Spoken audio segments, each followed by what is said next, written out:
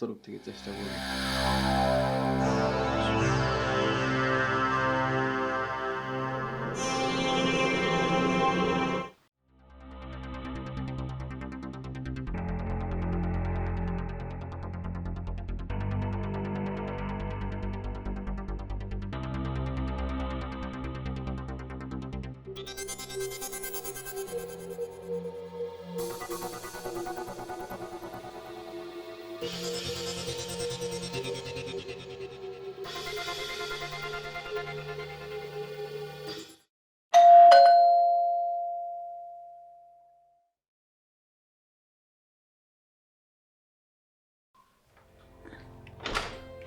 Ma'am আসসালামু আলাইকুম।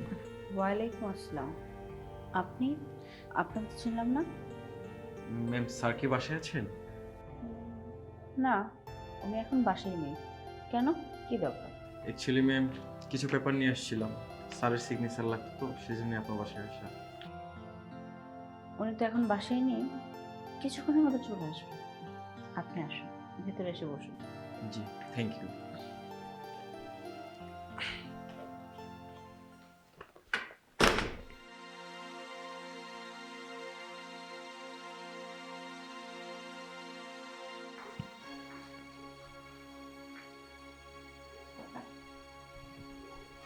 বাহ, ছেলেটা কিন্তু খুব স্মার্ট, সুন্দর। আমার হাজব্যান্ডের চাইতে হাজার গুণে ভালো, ভদ্র, কথার কি স্টাইল। আমি তো জাস্ট ছেলেটার প্রেমে পড়ে গিয়েছি। প্রেমে পড়ে কি হবে?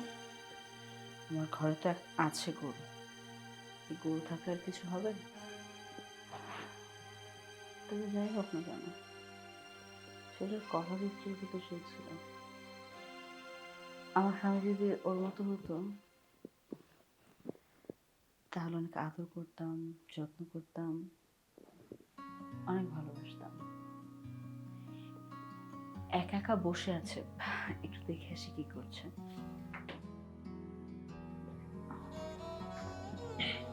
সরি, কষ্ট দিলাম। একা একা অনেকক্ষণ ধরে বসে আছে।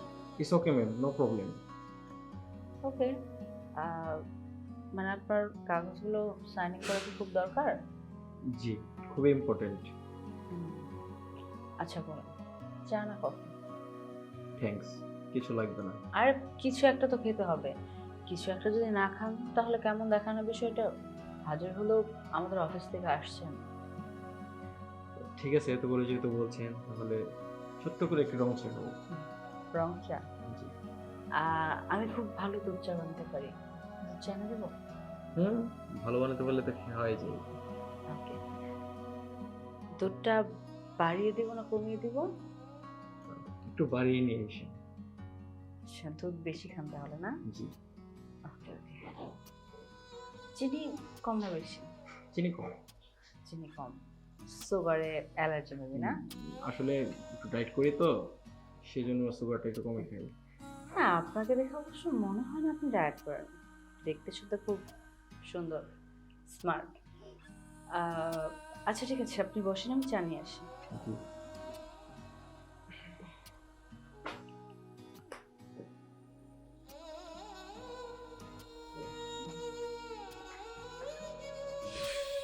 এই নিন, স্পেশাল ফর আপনার জন্য বেশি করে দুধ দিয়ে চা বানিয়ে আসছি।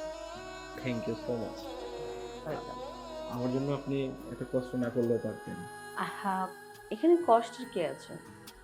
আপনি এখন আমাদের বাড়ির গেস্ট, অতিথিকে একটু আপ্যায়ন করার তো যাই।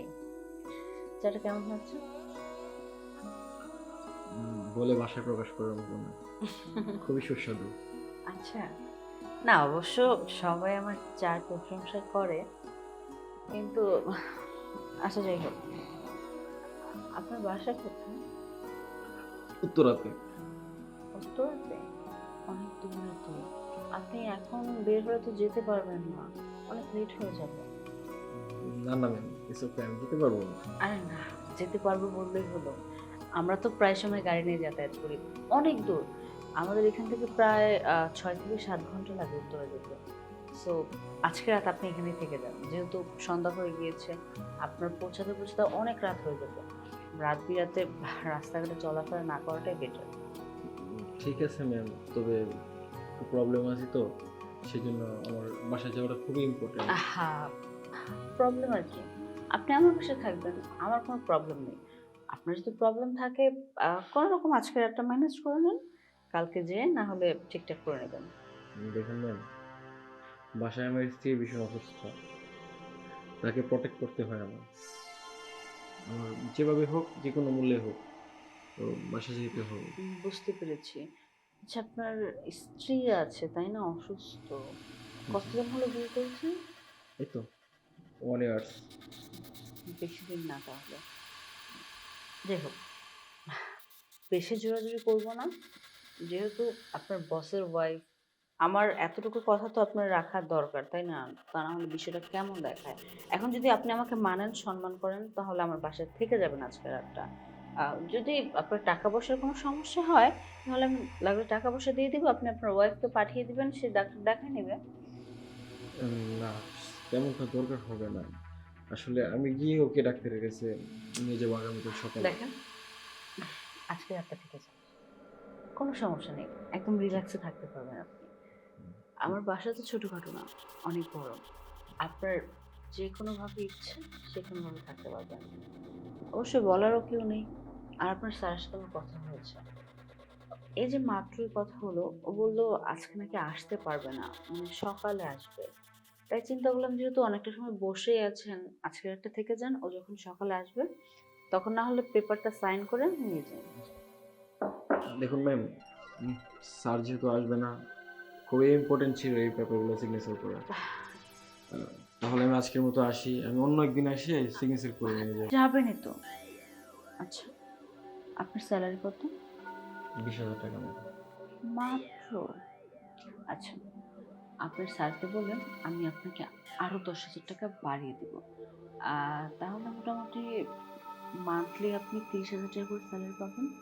আর আপনার বউর চিকিৎসার জন্য আমি আপনাকে আরো 50,000 টাকা দিব। তাহলে তাই না, আর তো কিছু দরকার নেই তাই না? না না ম্যাম, আমার এগুলো কিচ্ছু লাগবে না। উফ, আপনি বুঝতেছেন না, সবকিছু তো আমি দিব বললাম, আপনি কিছুটা সময় থেকে যান না, বুঝতে পারতেছেন না আমি কিসের জন্য বলতেছি আপনাকে? ম্যাম, আমরা গরিব হতে পারি, কিন্তু এখানে ইজ্জত বিক্রি করে টাকা নিতে আসি না। শুনেন, হালাল পথে যেটা উপার্জন করব সেটা নিয়ে বউ বাচ্চা নিয়ে চলবো। অবৈধ পথে কোনো টাকা ইনকাম করতে চাই না। ভালো থাকবেন ম্যাম। আসসালামু আলাইকুম। বাহ, খুব সুন্দর।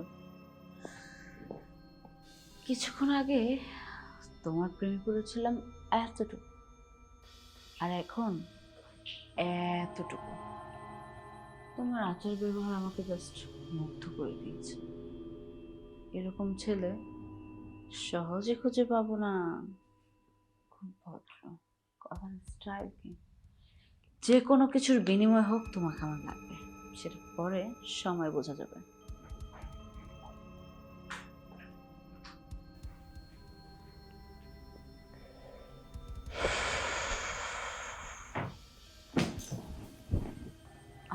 চলে আসছো তুমি?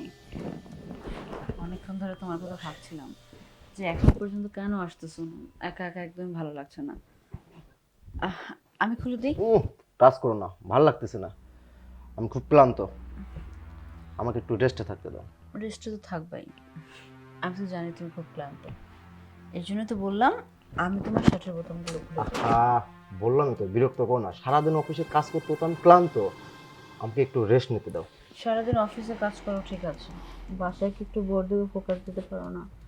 সারাটা দিন একা একা থাকি, খুব মিস করি তোমাকে।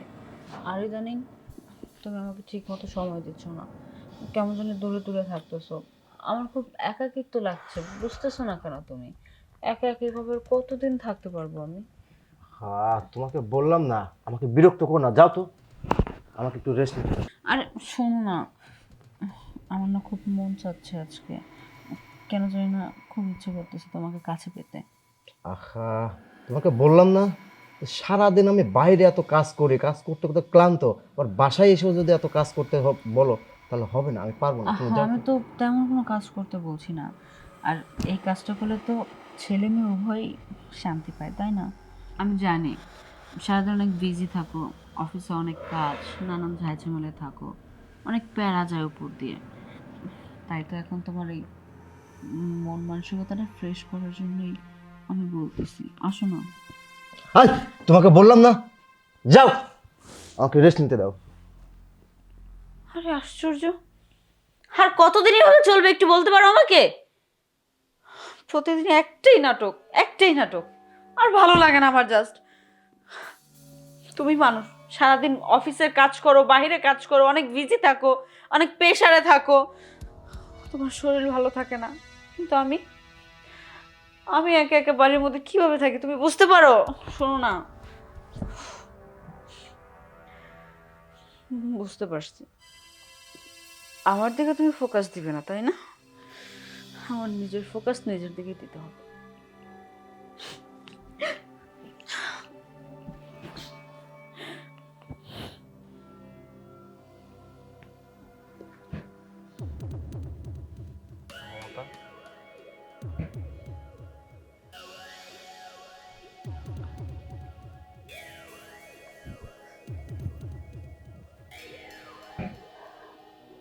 তোমার ফিরতে এত দেরি হলো যে? একটা জরুরি কাজে এক জায়গায় গিয়েছিলাম, ওইখান থেকে ফিরতে একটু লেট হয়েছে। তুমি এখন কেমন আছো? তুমি জানো সুজন, অনেক দিন বাঁচার ইচ্ছা ছিল তোমাকে নিয়ে, কিন্তু সেই আশাটা হয়তো আমার আর পূরণ হবে না।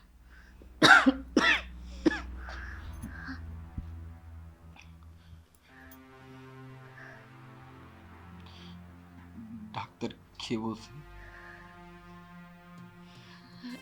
এখন কোনটাকে আমাদের বাকি আছে, সেই রিপোর্টগুলো আজকে দিয়েছে। আমি জানি তোমার পরিস্থিতিটা কেমন। আমি না চাই না এই 3টা কেমন আমি আর দিই, কারণ এখানে অনেকগুলো টাকার ব্যাপার। তাই বলছিলাম কি, তুমি আর একটা বিয়ে করে ফেলো। সব এই কথাটা তোমার মুখে যেন আমি আর দ্বিতীয়বার না শুনি। এই জগতে যদি আমি আপন কাউরে ভাইবা থাকি, সেটা হইতেছে গিয়া তুমি। তোমার এই ব্যতীত আমি অন্য কোনো নারীর দিকে চোখ তো দূরে থাক, ভাবনা চিন্তা করতে পারবো না। দেখো মমতা, সত্যি তোমার মতো মেয়ে পাওয়া আসলে আমার ভাগ্যের ব্যাপার। আমি তোমার হারাইতে চাই না, পৃথিবীর যে কোনো মূল্যে হোক তোমার আমি সুস্থ করবো। তুমি কোনোদিন দেখছো মরা গাছে ফুল ফোটে? আমি মৃত্যুর পথযাত্রী, আমাদের নিয়ে কেন এত স্বপ্ন দেখছো? তোমার ভালোর জন্য বলছি, তুমি আরেকটা বিয়ে করে তোমার জীবনটা সুখী করো। আ- আ- আমি তোমার সুখ দেখতে চাই সুজন। আমার আমার ওই সুখের কোনো প্রয়োজন নাই, যে সুখ কিনা তোমার না নিয়ে করতে পারুম না। বিশ্বাস করো, আমি যদি আমার জীবনটা দিয়ে দিয়েও তোমাকে বাঁচাইতে পারি, তাও আমি নিজে নিজে ধন্য মনে করব।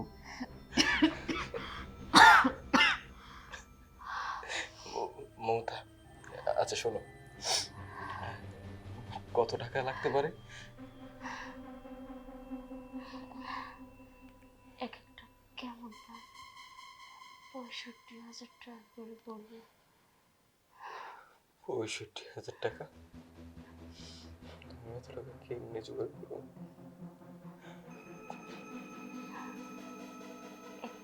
এক কাজ করি, আমি না কয়দিনের অতিথি বলো? তুমি তুমি আমাকে আর মায়া দেখি, আমি যে বড্ড বেশি তোমাকে ভালোবাসি। আমি কি কম ভালোবাসি তোমারে? পৃথিবী তো তুমি স্যার আমার কে আছে কো? কতদিনে একসাথে আমাদের সংসার, তিলে তিলে সাজানো সংসারকে আমি এমনি এমনি হরা দিয়ে দেবো? না, তুমি মরতে পারবা না, তোমার আমি মরতে দেবো না। আমি আমার খুব ক্লান্ত লাগছে। হ্যাঁ, আমি খুব শীঘ্রই চিকিৎসার টাকা ম্যানেজ করতেছি। তুমি আস্তে আস্তে শুয়ে পড়ো। প্রায় 2 লাখ টাকার মামলা, আমি এত টাকা কই পাবো? কেমনি আমার বউর চিকিৎসা করাবো? এদিক দিয়ে যদি চিকিৎসা না করাইতে পারি তাহলে তোমার বউরে বাঁচানো যাইব না। না না মমতা, তোমারে মরতে দেওয়া যাইব না। তোমারে নিয়ে আমার অনেক স্বপ্ন, ওইগুলো নষ্ট হইতে দিব না। যে কোনো উপায় হোক আমি টাকা ম্যানেজ করুম। ম্যাডাম বলছিল যদি ম্যাডামরে আমি সময় দিই তাহলে নাকি ম্যাডাম আমার টাকা দিব। ওই ম্যাডামের কাছে যাবো, তোমার লাগে আমি ইজ্জত বেচবো, তারপর তুমি বাইসে থাকো।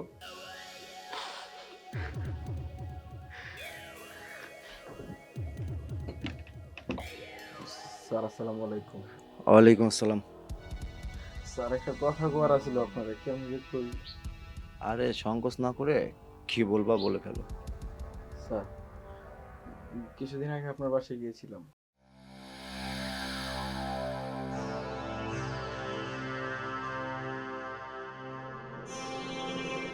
ঠিক আছে স্যার, তাহলে ভালো থাকেন। ওকে। আরে কে আসতেছি?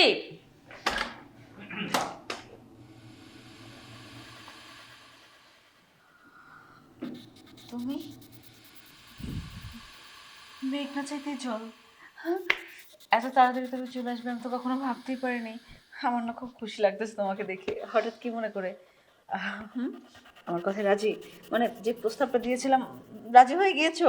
এখন আপোষেই সব কিছু, কথা বলছো না কেন? জি ম্যাম। আচ্ছা এখানে কোনো কথা না, বেডরুমে চল, আসো। ও আসো।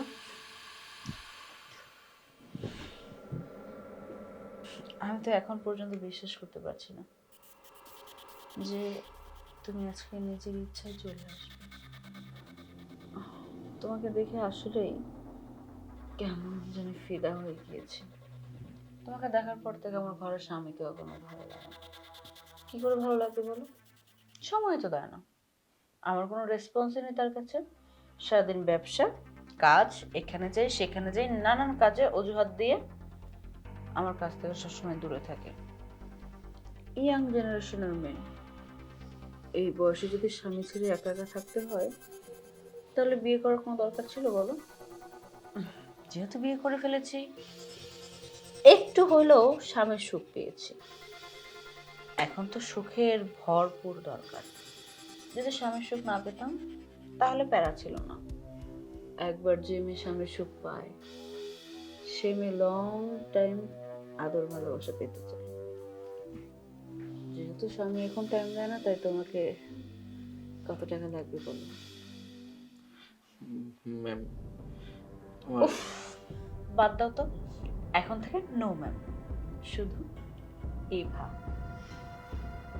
আচ্ছা যেটাই হোক, ইভা দেখুন আমার 2 লক্ষ টাকা লাগবে। মাত্র 2 লক্ষ?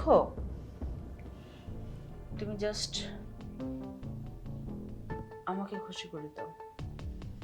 2 লক্ষ না, তোমাকে আমি 5 লক্ষ টাকা দিব। রাজি? কিন্তু আমাকে মন ভরে খুশি করতে হবে, এমন খুশি করবে যাতে মিনিমাম 6 মাস আমার ওই স্বামীর কাছে না যেতে হয়। ঠিক আছে, আমি আমার তরফ থেকে চেষ্টা করব। আসো।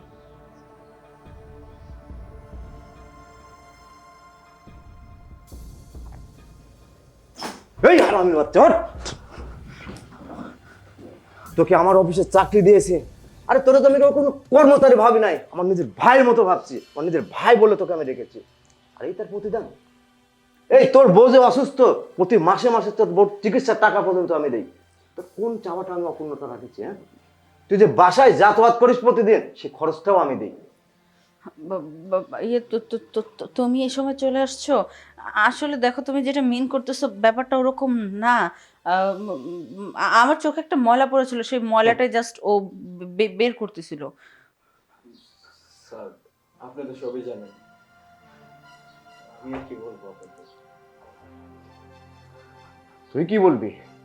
আমি বাচ্চা, আরে তোদের মতো ছোট লোকের কাছে ইচ্ছেতে বেশি আর কিছু আশা করা যায় না। তোকে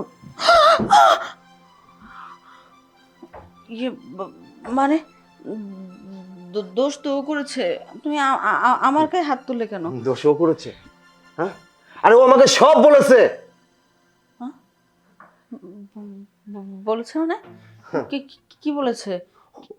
ও আমাকে যেদিন প্রথম বলেছিল না, আমি বিশ্বাস করি নাই। আমি বিশ্বাস করি নাই যে তুমি এত খারাপ, এত নোংরা তোমার মন মানসিকতা। কি বলতেছো তুমি? আমি তো কিছুই বুঝতে পারতেছি না। আমি কি করলাম আবার?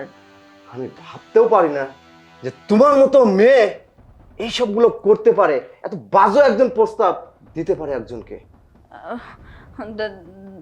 দেখো, আমি বুঝতেছি না তুমি কি বলতেছো। একটু বুঝায় বলবো আমাকে? আমি তো এখানে কিছুই করিনি, দোষ তো সব ওর ছিল। দোষ সব ওর ছিল। ম্যাডাম, বুঝতে পারতেছেন না? অবশ্যই এখন তো বোঝারই কথা।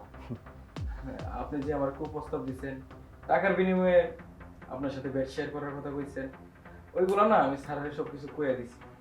কইয়া দেওয়ার পরে স্যার কি অন্ধবিশ্বাস আপনার প্রতি, সে তো আমার বিশ্বাসই করতে পারতেছিল না।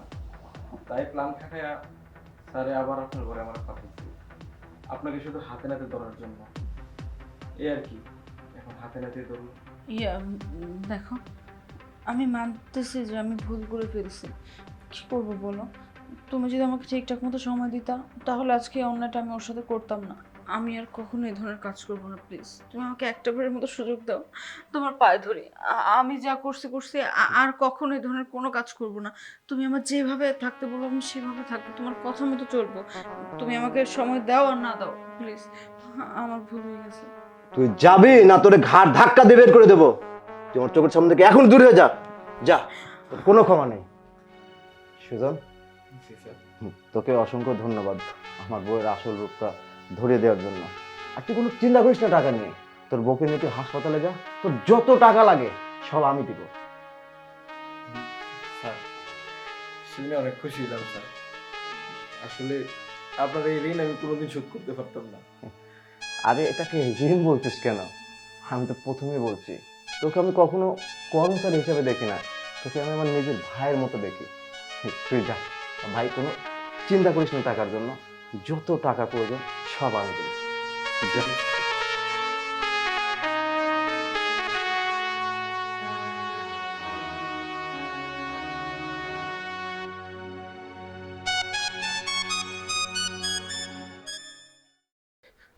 মমতা, মমতা, মমতা উঠাও, আমার টাকা সব ম্যানেজ হয়ে গেছে, তোমাকে আর মরতে হইব না।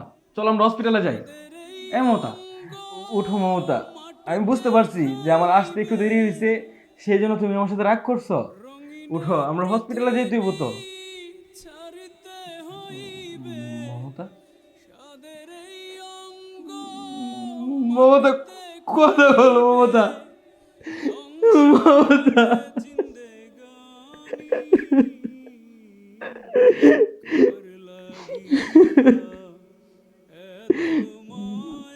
এই মমতা, তুমি আমার একলা রেখে ছেড়ে দিতে পারো না, কথা বলো না। দেখো, আমি তোমার জন্য সব টাকা ম্যানেজ করে আসছি, তোমার এনে আমি চিকিৎসা করামু, তুমি মরতে পারো না, আমার রেখে একলা চলে যেতে পারো না মমতা। উঠো মমতা, উঠো, উঠো।